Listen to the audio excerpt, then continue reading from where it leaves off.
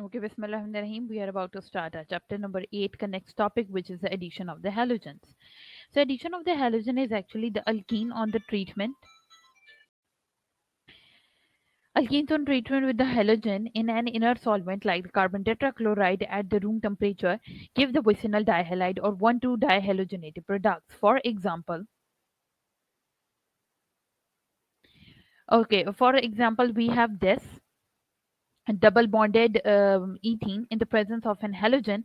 It can easily converted into the vicinal dihalide. Vicinal dihalide क्या है? Carbon के साथ दो हाइड्रोजन और दो हैलाइड ग्रुप का अटैच होना इज कॉल्ड विसिनल डाइहैलाइड, यानी दो हैलाइड वाला प्रोडक्ट. जो ब्रोमीन है या जो क्लोरीन है, ये इफेक्टिव इलेक्ट्रोफिलिक रिएजेंट है. फ्लोरीन बहुत ज्यादा रिएक्टिव है to control this reaction, and iodine does not react. ठीक है, इस चीज को पहले ही हम एक्सप्लेन कर चुके हैं कि आयोडीन रिएक्ट क्यों नहीं करता है, क्योंकि वो बहुत पुअर यील्ड देता है. उसकी जो रिएक्टिविटी की कैपेसिटी है that is very low. Fluorine की रिएक्टिविटी की कैपेसिटी इज वेरी हाई, जिसकी वजह से बहुत ज़्यादा एनर्जी रिलीज होती है. तो फ्लोरीन को भी हम कंसिडर नहीं करते हैं, और दूसरी तरफ हम आयोडीन को भी कंसिडर नहीं करते हैं. तो कंसिडर हम किससे करते हैं? सिर्फ ब्रोमीन और क्लोरीन को. अब bromine molecules become polarise at is approaches the alkene. जब भी कोई ब्रोमीन का मॉलिक्यूल अप्रोच करता है अल्कीन को, तो ये पोलराइज्ड हो जाता है, यानी एक तरफ पॉजिटिव और एक तरफ नेगेटिव चार्जेस आ जाते हैं. ये पोलर ग्रुप ब्रेक करता है और अटैच हो जाता है जाके कार्बन के साथ. क्योंकि बोथ कार्बन की कैपेसिटी सेम है, तो दोनों के कार्बन के साथ ब्रोमीन जो है वो अटैच हो जाएगा. जब ब्रोमीन अटैच हो जाएगा तो ये ब्रोमियम आइन हमारे पास क्रिएट हो जाएगा. लेकिन क्योंकि ये इस स्टेट के अंदर रह नहीं सकता, ब्रोमीन सिर्फ जो है वो एक ही बॉन्ड बनाता है, तो हमारे कार्बन के पास अल्टीमेटली जो ब्रोमीन नेगेटिव बचता है वो हमारे पॉजिटिव कार्बन के ऊपर एक्ट करता है और इनके ऊपर डाई हैलाइड यानी दो ब्रोमीन अटैच हो जाते हैं. ठीक है, ये टेस्ट इस्तेमाल किया जाता है for the detection of the double bond. Double bonds की डिटेक्शन के लिए इस टेस्ट को इस्तेमाल किया जाता है. Next we have addition of hypohalous acid HOX. अगर तो halogenation of an alkene is carried out in an aqua solution, halo alcohol is formed called halohydrin. इस तरह के रिएक्शंस के अंदर जो मॉलिक्यूल्स होते हैं हमारे सॉल्वेंट के, वो भी एट द एंड जाके रिएक्टेंट बन जाते हैं. For example we have halogens in the presence of the water. HOX जो कि हाइपोहेलस एसिड है, और हेलो एसिड यानी HX की फॉर्मेशन हो गई है हमारे पास.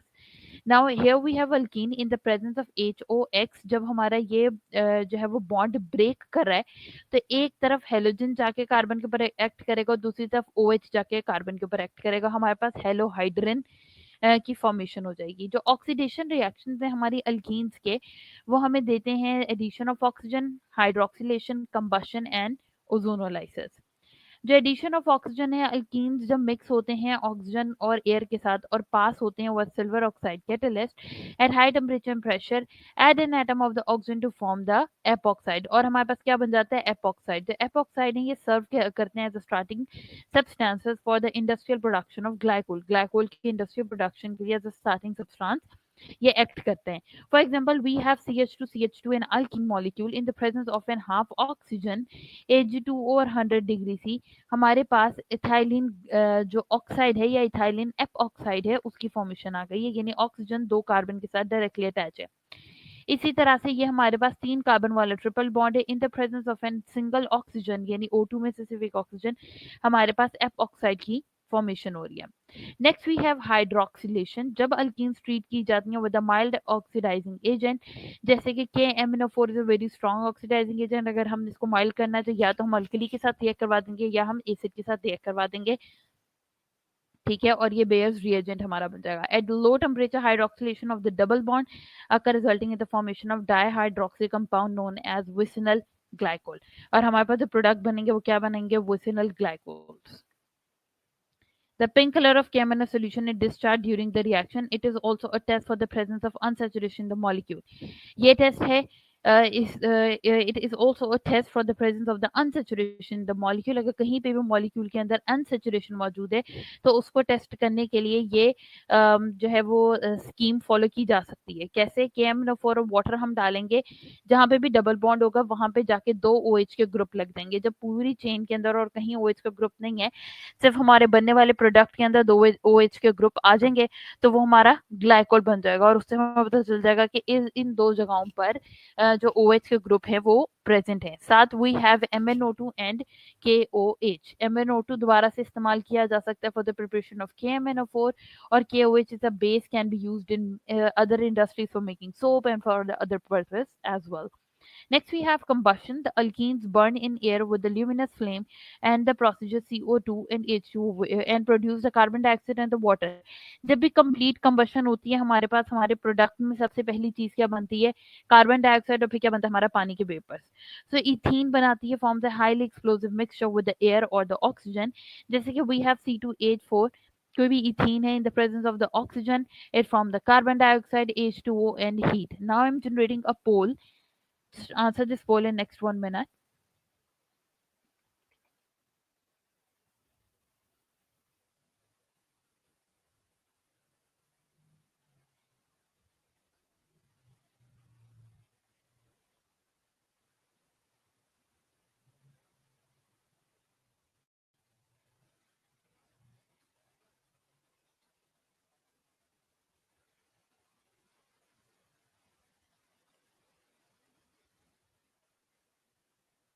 Kindly answer this poll in next 1 minute.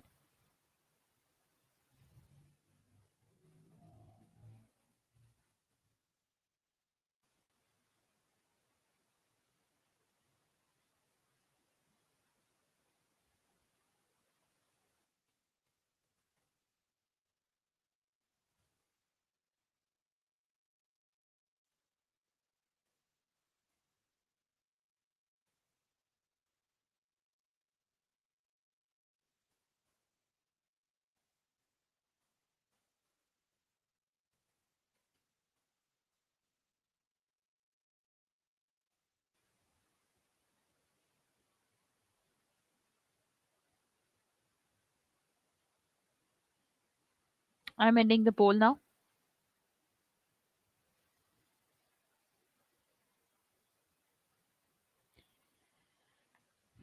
ठीक है. Next we have ozonolysis. Ozone यानी O3 highly reactive allotropic form है ऑक्सीजन की और ये रिएक्ट करती है vigorously with alkene to form unstable molozonide और ये रीअरेंज करती है स्पॉन्टेनियसली और बनाती है हमारा ozonide. Now this is the most important reaction क्योंकि ओजोनॉइड या फिर मोनो ओजोनॉइड का जो स्ट्रक्चर है they can ask you in the papers.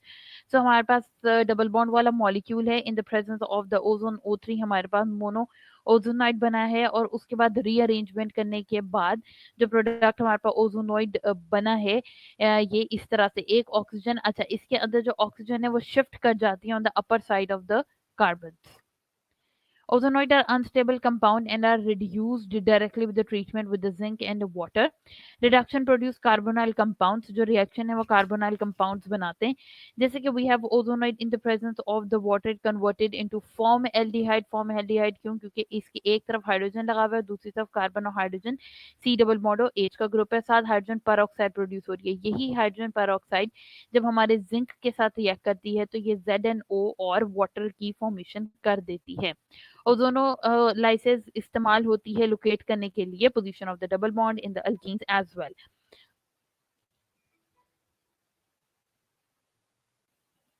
Okay, now I'm going to show you a video.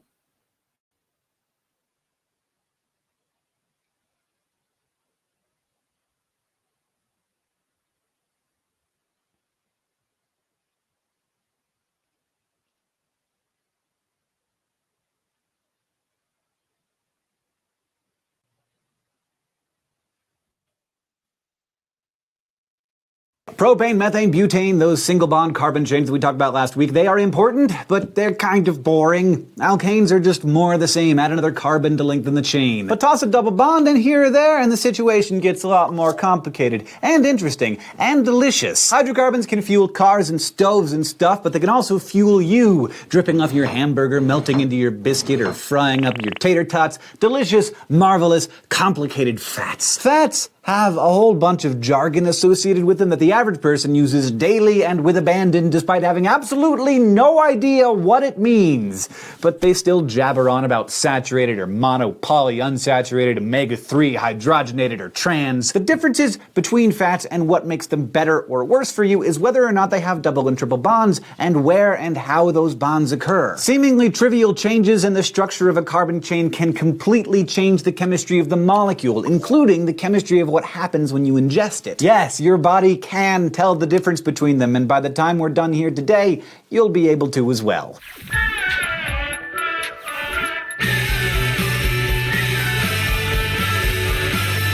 Accommodate 4. In unsaturated hydrocarbons, some of the carbon atoms are double or triple bonded with each other, so they're only bonded with 3 or 2 atoms. And when those double and triple bonds appear, we've got whole new classes of hydrocarbons. If they've got a double bond, we call them alkenes, and those with triple bonds are alkynes. So, 3 words representing 3 different groups of organic compounds. Alkanes for all single bonds, alkenes if they contain double bonds, and alkynes if they contain 1 or more triple bonds. How do you remember which is which? Well, I have a trick that I use. There's only one letter changing here. A in alkanes changes to E for alkenes and then to Y for alkynes. In alphabetical order, A is first, E is second, and Y is third. Not too complicated, I hope. And it's actually pretty nice that the words are so similar because it means we can reuse all of those old alkane rules. The prefixes remain the same, but the suffixes change in some fairly easy to predict ways. Hydrocarbons that have 1 or more double bonds end in -ene, while the ones that have triple bonds use the suffix -ine. So a compound with 3 carbons and 1 double bond would be propene,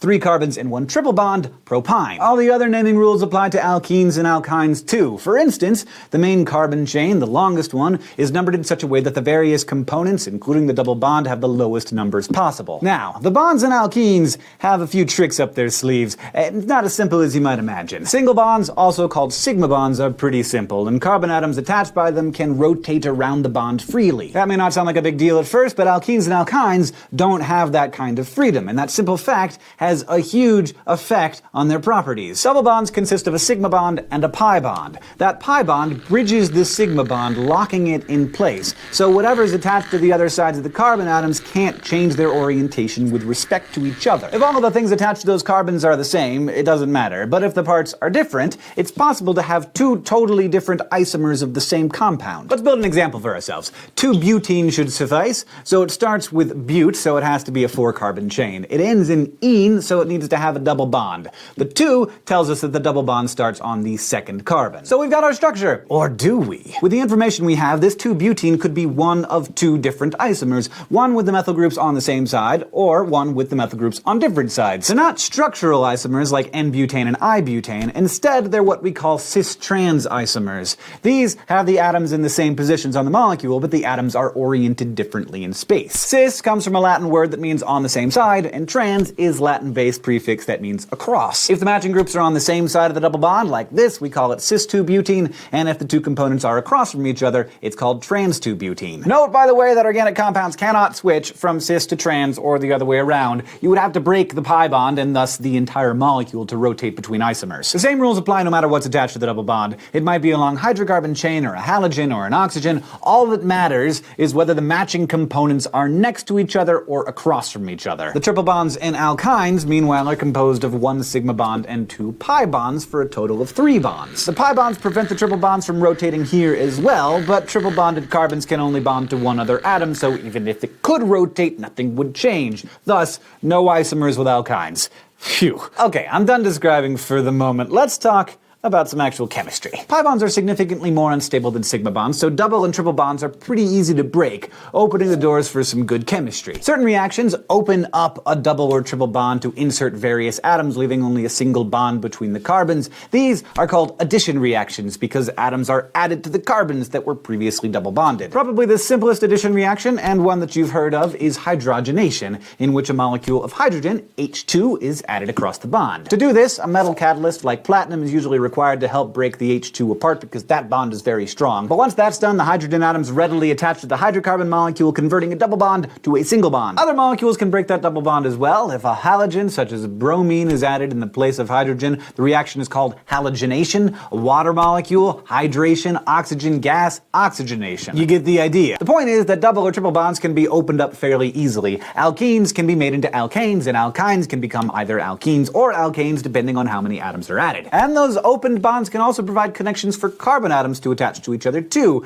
opening the door for polymerization, which we shall talk about soon enough. Now, using all of these words we have learned today, let's apply some to our society's ubiquitous fat lingo. First, though, what is fat? When three fatty acids, and we will talk about their structures more specifically in a later episode, are bonded to a molecule of glycerol, that is a triglyceride. That's the stuff that we're generally talking about when we say fat. The fatty acid chains, they have long hydrocarbon chains, are what we're mostly concerned with here. They can be alkanes or alkenes, sometimes even rarely alkynes. So, we've heard of saturated fats. What does that mean? It means no double bonds. All of the carbon chains are alkanes and it has as many hydrogens as possible. It's saturated. That means that there are no unstable pi bonds, so they tend to have longer shelf lives. They're also able to lay flat against each other, making them more likely to be solid at room temperature. The bad news is that they're kind of hard for your body to do chemistry with since they're so stable, so they often just stick around in your body clogging stuff up. Now, what about hydrogenated oils? Vegetable oils are generally polyunsaturated fats, meaning that they have lots of double bonds, or at least more than one.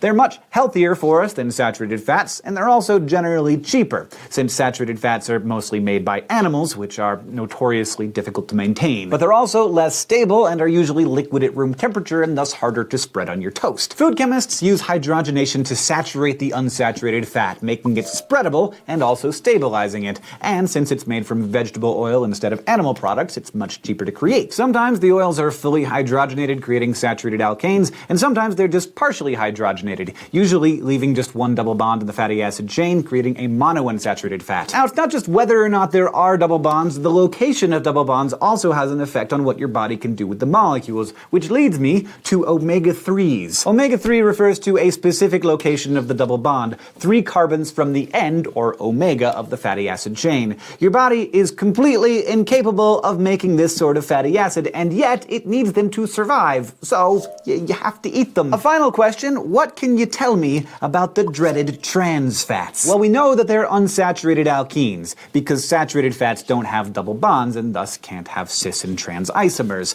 But we also know from every advertisement about healthy food that probably isn't that healthy ever, that trans fats are really bad. So it's an unsaturated fat, but it's really bad for you. That doesn't really jive. What's going on? Well, almost all natural unsaturated fats are cis fats, which our bodies are prepared for and know what to do with. Trans fats are created by partially hydrogenating vegetable oil on a cheap path to tasty fat without all that unsightly saturated fat on the dietary label. However, But that was a general introduction towards alkyne. कल हम alkyne के जितने भी reactions हैं उनको study करेंगे properly, ठीक है? उनके प्रिपरेशन के मेथड कितने हैं, उनके रिएक्शंस कौन-कौन से हैं, उनकी रिएक्टिविटी क्यों इतनी ज़्यादा है, why they are the most reactive as compared to alkanes and alkenes. We will discuss all these points in our next class. Till then, Allah Hafiz and thank you. If you have any issues related to this lecture, you can ask me in the next one. Thank you and Allah Hafiz.